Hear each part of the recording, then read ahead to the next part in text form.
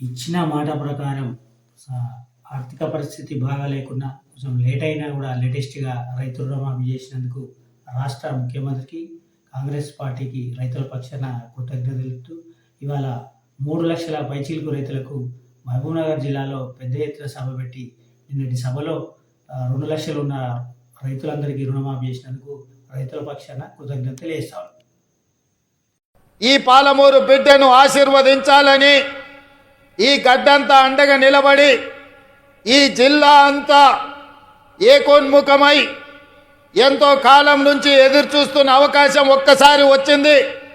దీన్ని జార విడుచుకోవద్దని మీరు అండగా నిలబడ్డ రోజు ఇవాళ ఈ సందర్భంగా మీ ఎదురుగా నేను చెప్పదలుచుకున్నా. పాలమూరు జిల్లా నల్లమల అటవీ ప్రాంతంలో ఒక మారుమూల గ్రామం కొండారెడ్డిపల్లి అనే ఒక చిన్న గ్రామం నుంచి ఒక రైతు బిడ్డగా బయలుదేరిన నేను ఈ జిల్లా కష్టాలను చూసిన, ఈ జిల్లా కన్నీళ్లను చూసిన, ఈ జిల్లా నుంచే పారుతున్న కృష్ణమ్మ గలగలలు చూసిన, కన్న బిడ్డల్ని తల్లిదండ్రుల దగ్గర గుడిసెల దగ్గర వదిలి వలసపోతున్న పాలమూరు బిడ్డల్ని గుంపు మేస్త్రీలు భార్య భర్తల్ని మేటీలుగా పెట్టుకొని తీసుకెళ్లి బొంబాయికి వలస తీసుకుపోతుంటే 6 నెలల పసిబిడ్డల్ని కూడా తల్లిదండ్రుల దగ్గర వదిలేసి జంటలుగా వలసలు పోతున్న వాళ్ళ కన్నీళ్ళను నేను కళ్ళతో చూసిన. ముఖ్యంగా అచ్చంపేట, నాగర్ కర్నూలు, వనపర్తి ప్రాంతంలో గుంపు మేస్త్రీల నాయకత్వంలో తట్ట పని, పార పని, మట్టి పని కోసం బొంబాయి దిక్కు వలసలు పోతుంటే ఆనాడు బస్సులు ప్రత్యేకంగా వందలాది బస్సులు ఈ జిల్లా నుంచి వలసలు తీసుకెళ్లడానికి రైతాంగాన్ని తీసుకెళ్తుంటే వనపర్తిలో నేను చదువుకునేవాడిని.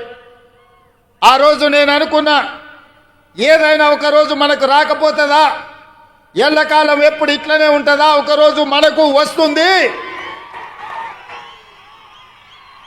ఆనాడు నేను నాకు అవకాశం వస్తుంది అనుకోలేదు.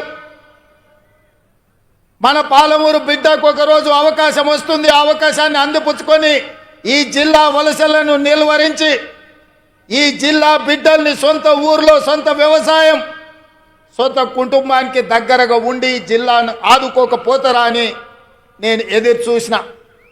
సరిగ్గా 70 సంవత్సరాల తర్వాత ఆనాడు ఉమ్మడి హైదరాబాదు రాష్ట్రం మొట్టమొదటి ముఖ్యమంత్రిగా ఈ జిల్లా బిడ్డ బూర్గుల రామకృష్ణారావు ముఖ్యమంత్రి అయితే 70 సంవత్సరాల తర్వాత మీ బిడ్డ కొండారెడ్డిపల్లి నుంచి బయలుదేరిన ఒక రైతు బిడ్డ మీ అభిమానంతో ఈ తెలంగాణ రాష్ట్రానికి మళ్ళీ నాయకత్వం వచ్చే అవకాశం వచ్చింది. నా జన్మ ధన్యమైందని చెప్పి నేను ఈ సందర్భంగా తెలియజేస్తున్న మిత్రులారా, ఈ అవకాశం ఆషామాషిగా వచ్చింది కాదు. ఈ వచ్చిన అవకాశాన్ని అల్లరి చిల్లర పనుల కోసమో, అనవసరమైన ఖర్చుల కోసమో, ఆర్భాటపు ఏషాలు వేయడానికో కాదు. ఇదొక బాధ్యత. ఈ బాధ్యతను జవాబుదారీతనంతో నిర్వహించాల్సిన బాధ్యత నా మీద ఉన్నది.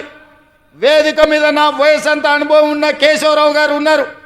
ఎంతో అనుభవజ్ఞులైన ఉత్తమ్ కుమార్ రెడ్డి గారు, తుమ్మల నాగేశ్వరరావు గారు, జూపల్లి కృష్ణారావు గారు, దామోదర్ రాజ్ నరసింహ గారు, చాలా సుదీర్ఘకాలం మంత్రులుగా వివిధ హోదాలు చేసిన వాళ్ళు ఉన్నా వాళ్ళందరూ పెద్ద మనసు చేసుకొని ఆనాడు ఎన్నికల్లోనే తోడుగా కాదు, ఈనాడు కూడా అండగా ఉన్న పొంగులేటి శ్రీనివాసరెడ్డి గారు ఈ వేదిక మీద ఉన్నారు. వాళ్ళందరూ కూడా వయసులో చిన్నవాడిని అయినా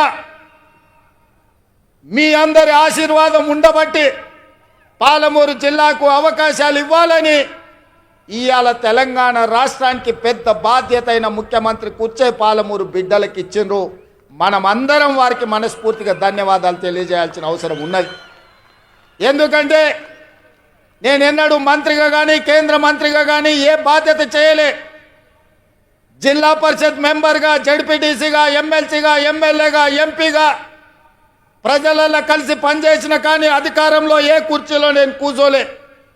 కానీ మీరు అండగా నిలబడి మీరు ఆశీర్వదించడంతో పెద్దలందరూ కూడా పెద్ద మనసు చేసుకొని ఇవాళ ముఖ్యమంత్రి అని ఒక పెద్ద కుర్చీలో కూర్చోబెట్టి సంవత్సరం పూర్తి చేసుకుంటున్న సందర్భంలో ఇవాళ నవంబర్ 30 తారీఖు 2024 నాడు ఇదే పాలమూరు గడ్డ మీద ఈ పండుగ మనతో కలిసి చేసుకోవడానికి వేదిక మీద పెద్దలందరూ వచ్చిండ్రు అంటే వాళ్ళందరూ మన పాలమూరు జిల్లాకు అండగా నిలబడ్డారు.